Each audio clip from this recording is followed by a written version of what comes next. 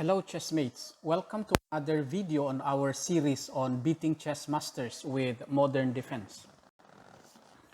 One of the basic principles we are taught at the beginning is to bring our king to safety by means of kingside castling, as it takes a lesser amount of time to do so compared to queenside castling. Be that as it may, the irony is that once castled, one is susceptible to attack on that side of the board, especially if the opponent castles on the queen side or keeps his king at the center uncastled. The following online sparring game against a Canadian national master is one such instance. Let us watch the game. D4, G6, approaching modern defense. E4, Bishop G7. This is modern defense, whose trademark is the black's fianchetto bishop at G7. As you may recall, modern defense is an example of what Aaron Nimzowitsch called hypermodern defense, whose main principle is to let the white pieces initially control the center and for black to challenge this initial control immediately afterward. Knight C3, D6, Bishop E3, A6. This setup for black is popularly known as Tiger Modern, courtesy of the Swedish Grandmaster Tiger Hillarp Persson. One feature of Tiger Modern is an early queenside attack by B4, to be followed by C5 a bit later. And another feature of modern Tiger is the black's delay of Knight F6 play, if ever he would play so, in order to avoid white's E5 advance and an early exchange of black's fianchetto bishop by means of white's bishop H6 to be supported by queen on D2. Queen D2 and then B5 as we have anticipated. F4. This aggressive pawn formation C4, D4, and E4 by white is known as the Austrian attack, which is characterized by central control and kingside attack. Bishop B7, E5, beginning to attack in the center.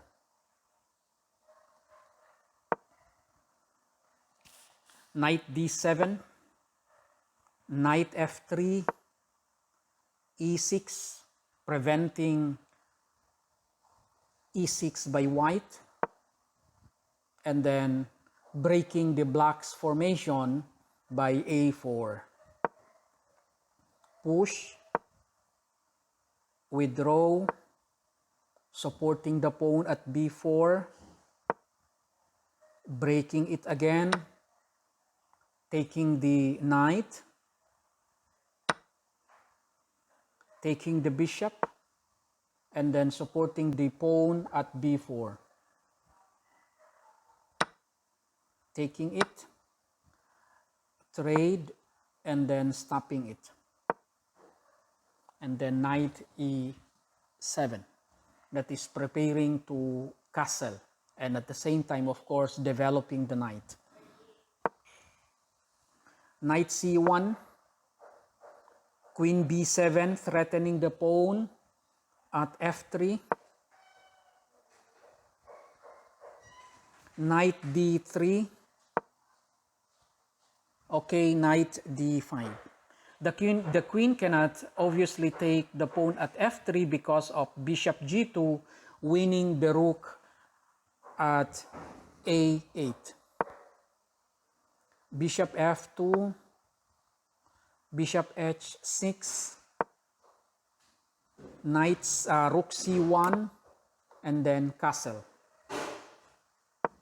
Here, as soon as black castles, white immediately signaled his intention to attack on that side of the board by pushing h4.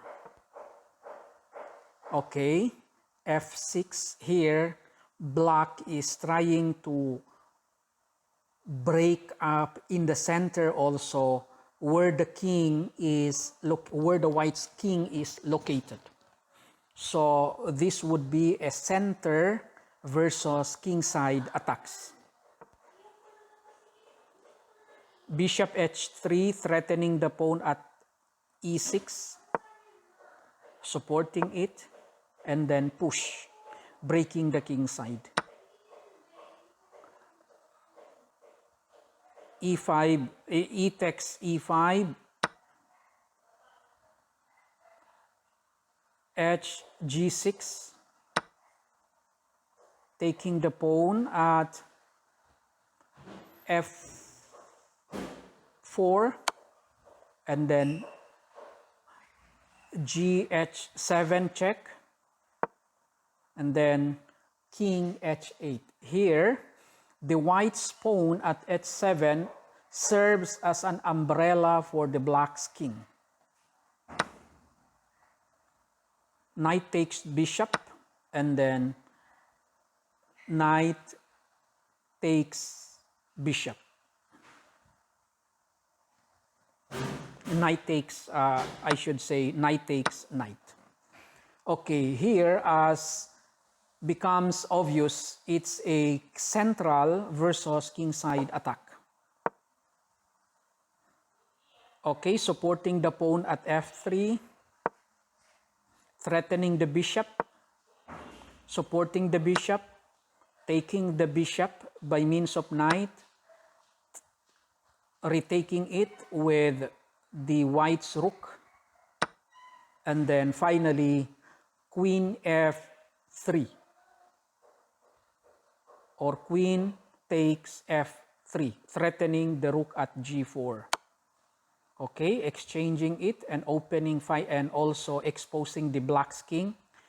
Rook g8 check, rook takes rook, pawn takes rook, queen, and then rook takes queen. Rook takes c7, queen, knight d3 check, king f1, and then going back to knight f4, and then this is the final blow. Queen